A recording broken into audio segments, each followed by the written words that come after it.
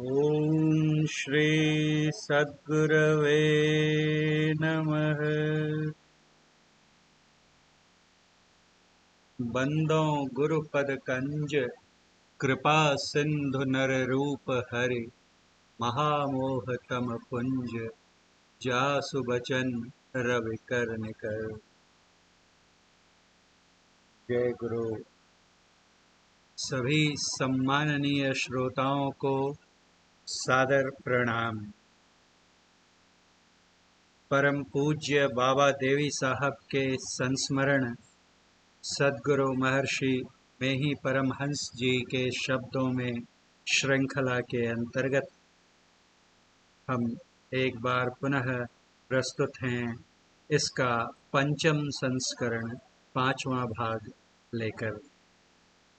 चतुर्थ भाग में हमने देखा था, गुरु महाराज बतलाते हैं कि किस प्रकार वे और चार अन्य लोग पूज्य बाबा देवी साहब के साथ गाजीपुर पहुँचे, जहाँ पर उनकी मुलाकात राधा स्वामी मत के चतुर्थ गुरु श्री कामता प्रसाद जी से हुई, जिनसे उन्होंने एक बात ऐसी सुनी जो उन्हें युक्त संगत नहीं लगी कि संत मत स्टेशनरी धर्म है, एक जगह रहकर प्रचार करने का धर्म है, मिशनरी नहीं, घूम घूम कर एक स्थान से दूसरे स्थान तक नहीं।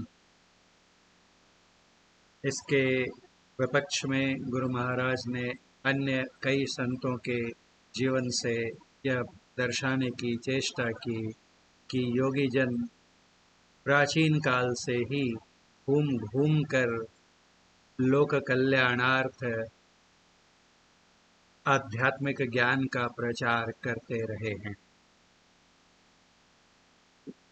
इसके बाद गोरखपुर यात्रा में एक चमत्कार का भी उल्लेख आया था, जब गोरखपुर के एक निवासी अपने पुत्र जो प्लेग की बीमारी से पीड़ित थे कि सलामती के लिए आशीर्वाद लेने परम पूज्य बाबा देवी साहब के पास पधारे थे, और बाबा देवी साहब ने उनसे धान के लावे मंगाकर उन्हें अपनी दिव्य शक्ति से संपन्न कर वापस किया और उनके पुत्र को खिलाने को कहा, जिसके फलस्वरूप वह एक ही दिन में रोग मुक्त हो गया और अगले दिन वही महाशय पुनः अपने भतीजे की रोग मुक्ति के लिए आशीर्वाद की याचना करने आ गए थे।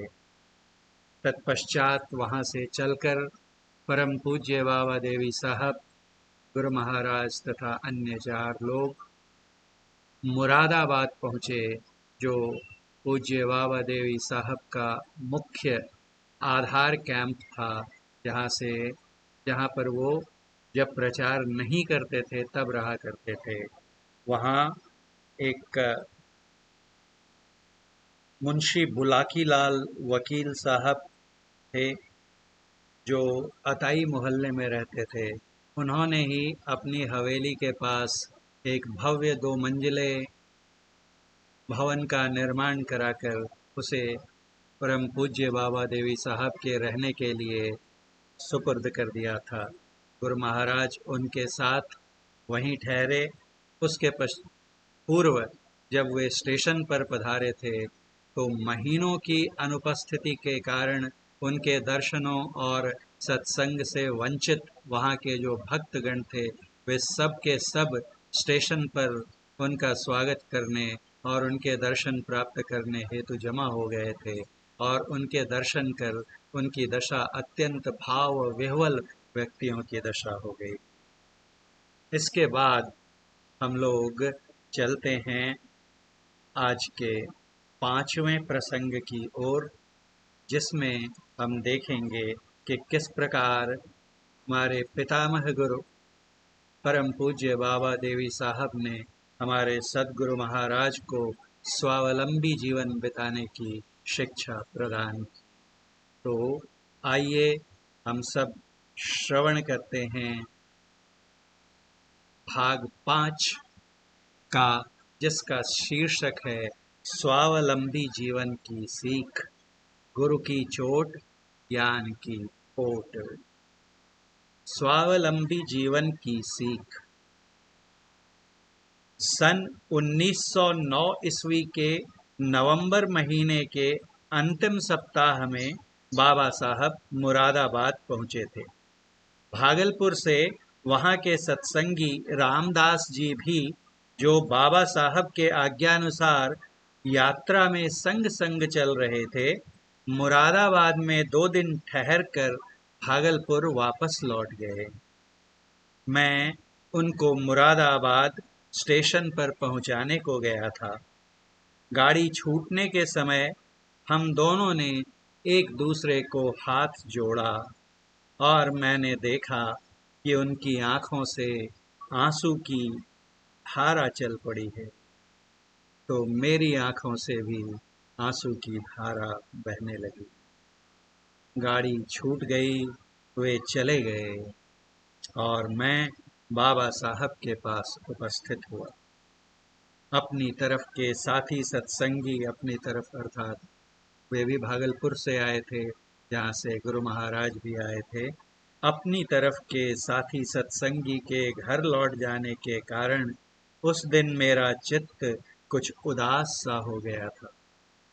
जिस दिन हम लोग मुरादाबाद पहुंचे थे, उस दिन की रात्रि का सत्संग समाप्त होने पर उपस्थित सब सत्संगियों, जिनकी संख्या लगभग 35 होगी, से बाबा साहब ने मेरी निस्बत कहा, अर्थात मेरे बारे में कहा। गुरु महाराज कह रहे हैं कि देखो, यह साधु यहाँ तुलसी सिस्टम मधुकरी वृत्ति से रहकर, अर्थात भिक्षा मांगकर हम लोगों के सत्संग में रहने को आया है।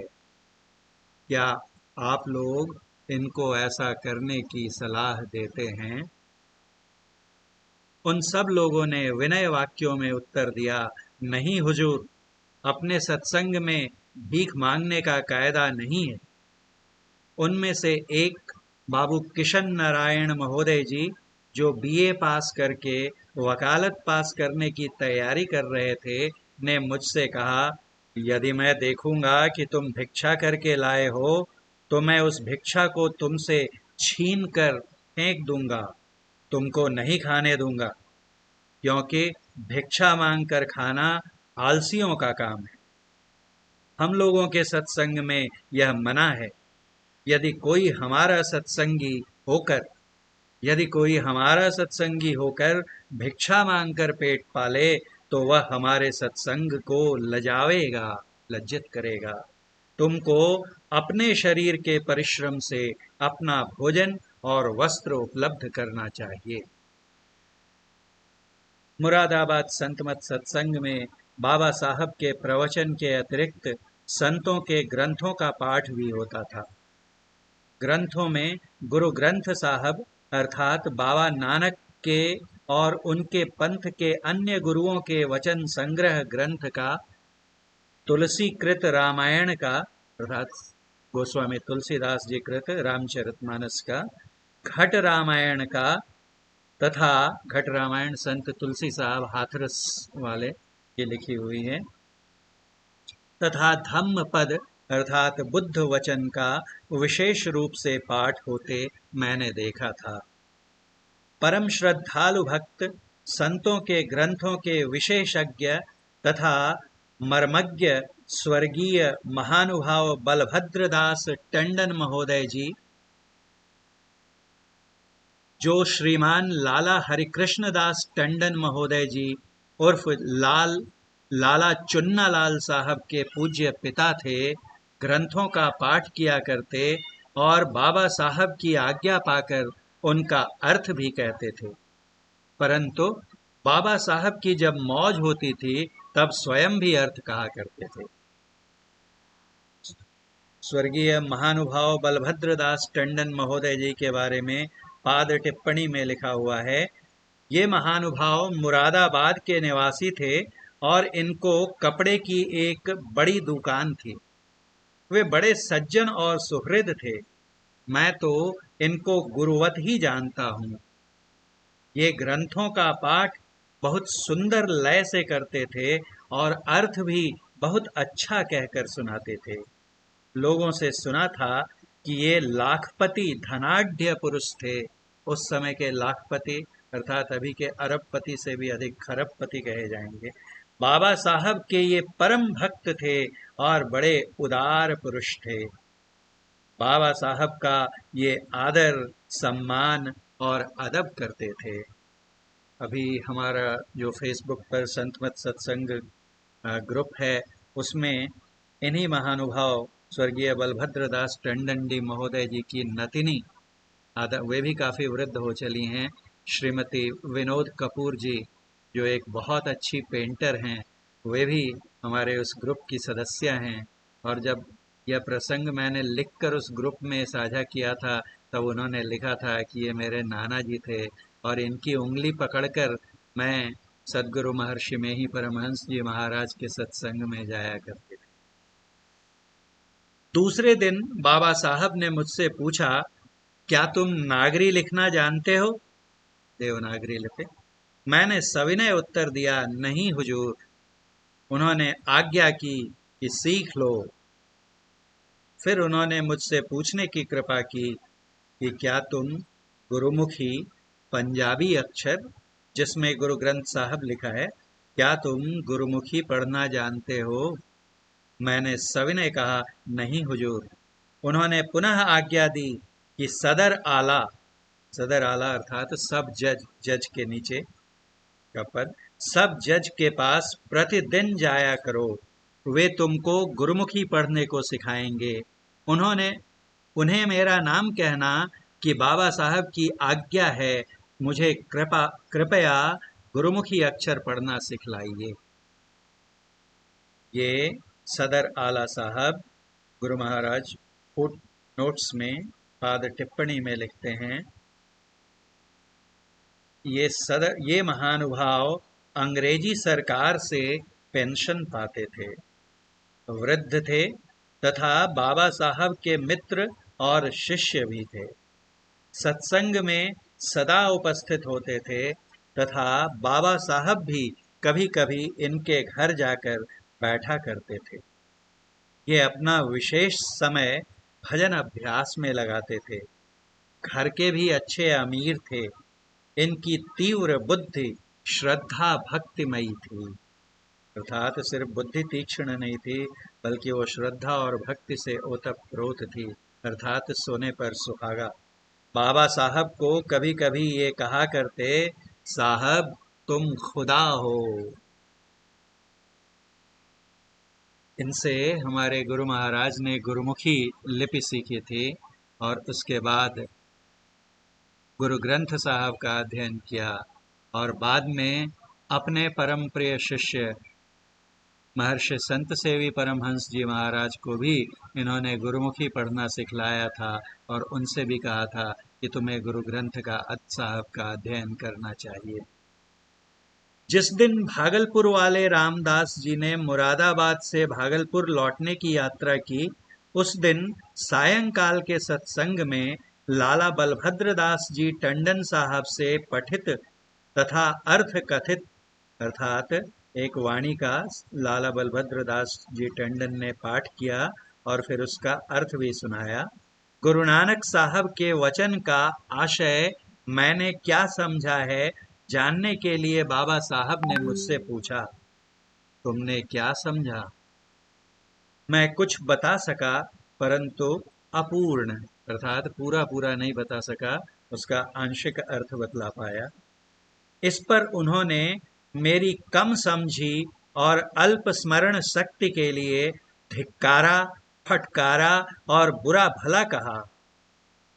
इस पर सदर आला साहब ने बाबा साहब से कहा, यह लड़का अकेला है, घर बार छोड़कर यहाँ आया है, आप इसे क्यों डांटते हैं? अंत में उपस्थित लोगों से उन्होंने कहा कि देखो, यह अर्थात महर्षि में ही परमहंस जी को इंगित करके कहा, देखो यह अपने पिता और अपना पढ़ना आदि छोड़कर साधु वेश में कुछ वर्षों से है और अब मेरे पास आया है। मैं इसको महज अपना लड़का और छोटा भाई समझकर इस तरह कड़ाई से इससे कहता हूँ कि यह शीघ्र योग्य बन जाए। अर्थात उनकी मूल भावना थी डांट फटकार के पीछे कि ये जल्दी से जल्दी सीख कर और पूर्ण हो जाएं। हमारे परमाराध्य संत सद्गुरु महर्षि में ही परमहंस जी महाराज का जीवन चरित्र जो पूज्य डॉक्टर सत्यदेव शाह जी ने लिखा है, उसमें भी इस प्रसंग का वर्णन आया है। और गुरु महाराज वहाँ पर कहते हैं कि जब बाबा साहब ने इस तरह मुझे सबके सामने फटकारा तो मुझे बहुत बुरा लगा था और मैं उदास हो गया। लेकिन उसके पश्चात जब गुरु महाराज ने यह कहने की कृपा की कि मैं इसको अपना लड़का और छोटा भाई समझकर ऐसा कहता हूँ ताकि ये जल्दी से जल्दी ठीक हो जाए, योग्य बन जाए, तो मेरा सारा विषाद जाता रहा और मैं बहुत प्रसन्न हो गया। उस बार मैं 1 महीने से कुछ ही अधिक बाबा साहब की सेवा और सत्संग में रहा।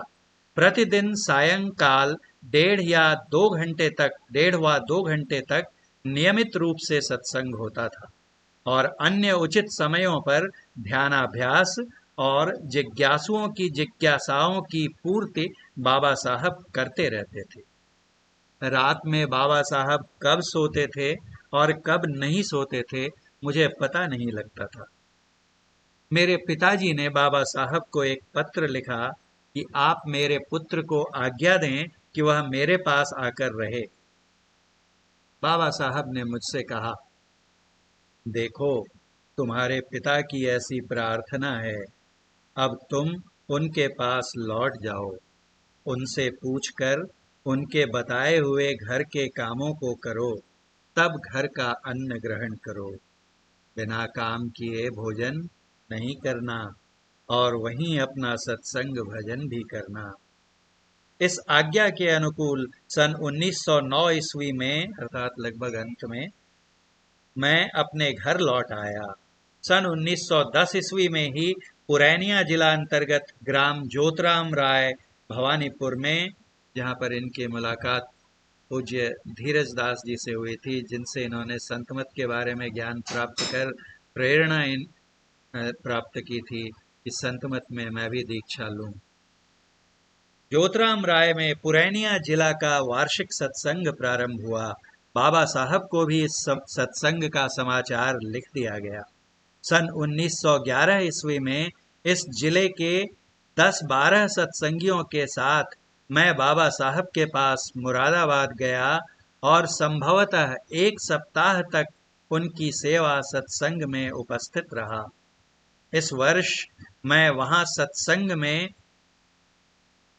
2 नौजवान सत्संगी महाशयों को अति मधुर स्वर से तुलसीकृत रामायण का पाठ करते तथा आध्यात्मिक भजनों को गाते देखा करता था।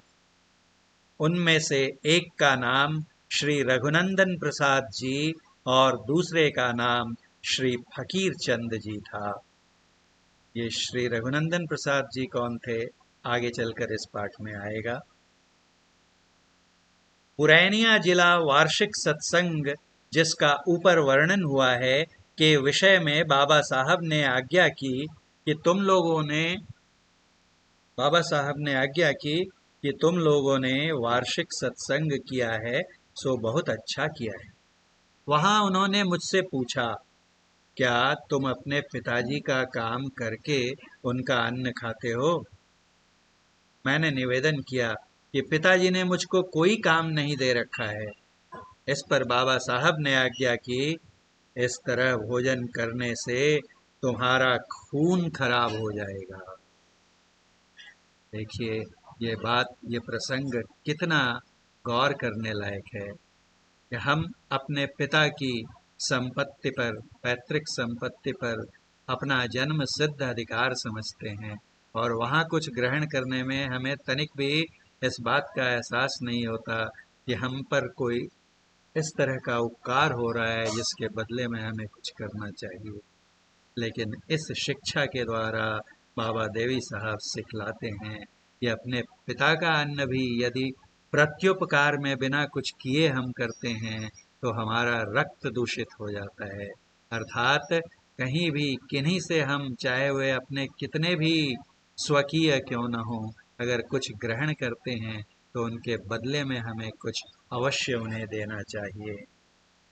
इसमें और थोड़ा सा बचा हुआ है पाठ, और यहाँ पर पाद टिप्पणी में श्री फकीर चंद जी के बारे में भी थोड़ा वर्णन है, लेकिन आज का पाठ मेरे दृष्टि से काफ़ी लंबा हो चला है, इसलिए हम लोग आज इसे यहीं विराम देते हैं। इसका शेष भाग और साथ में एक नया प्रसंग, जिसमें परम पूज्य बाबा देवी साहब द्वारा किए गए दो चमत्कारों के बारे में भी हम जानेंगे। उनमें से एक घटना तो बहुत ही चकित करने वाली है, जिसके बारे में हम लोग अगले पाठ में सुनेंगे। तब तक के लिए मैं आपसे आज्ञा लेता हूँ। आशा करता हूँ कि आपको ये श्रृंखला पसंद आ रही होगी, और आपसे अंत में एक सविनय अनुरोध भी कि आप में से जिन्होंने भी इस वाहिनी को, चैनल को स्वीकार व सब्सक्राइब नहीं किया हो, कृपया अवश्य स्वीकार या सब्सक्राइब कर लें, ताकि इससे हमारा भी प्रोत्साहन बढ़ता है और आपको सूचनाएं भी प्राप्त होती रहती हैं। आप सबों को सादर नमन करते हुए विदा लेता हूँ। श्री सद्गुरु महाराज की जय। जय गुरु।